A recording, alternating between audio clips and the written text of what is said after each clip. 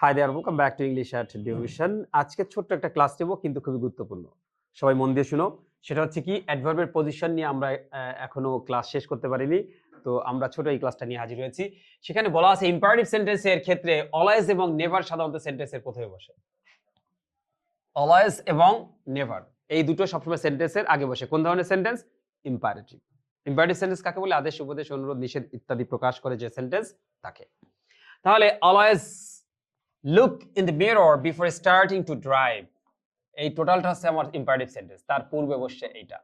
আবার নেভার দেখো, ask her about her marriage, এটা হচ্ছে ইম্পারেটিভ সেন্টেন্স, তার পূর্বে নেভার বসছে। তাহলে অলওয়েজ এবং নেভার ইম্পারেটিভ সেন্টেন্সের শুরুতে বসে।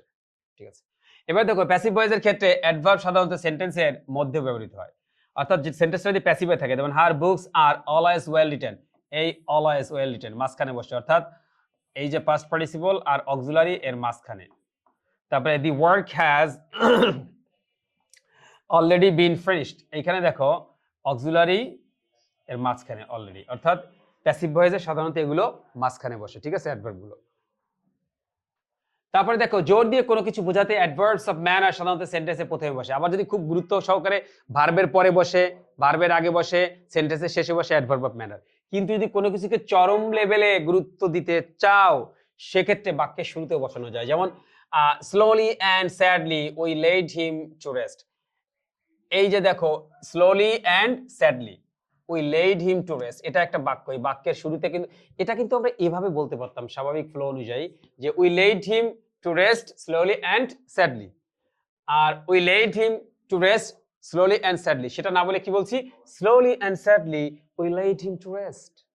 কোনো প্রবলেম নেই, জোর বোঝাচ্ছে। Carefully and correctly do the sum, carefully এবং কারেক্টলি, সচেতনভাবে এবং নির্ভুলভাবে ডু দি সাম, এটা আমরা না বলে বলতে পারতাম do the sum carefully and correctly, কিন্তু সেখানে এত গুরুত্ব পেত না যেমনটা গুরুত্ব এখানে পাচ্ছে। অর্থাৎ অ্যাডভার্ব অফ ম্যানারকে বাক্যের শুরুতে দিলে তখন এমফ্যাসিস বা গুরুত্ব বেশি বোঝায়। ঠিক আছে। Again very extremely terribly just almost really right, এই অ্যাডভার্ব গুলো extremely terribly just almost really right ইত্যাদি অ্যাডভার্ব গুলো যেসব অ্যাডজেক্টিভ বা অ্যাডভার্ব বা ভার্বের উপর জোর প্রদান করে তাদের পূর্বে বসে। কোথায় বসে?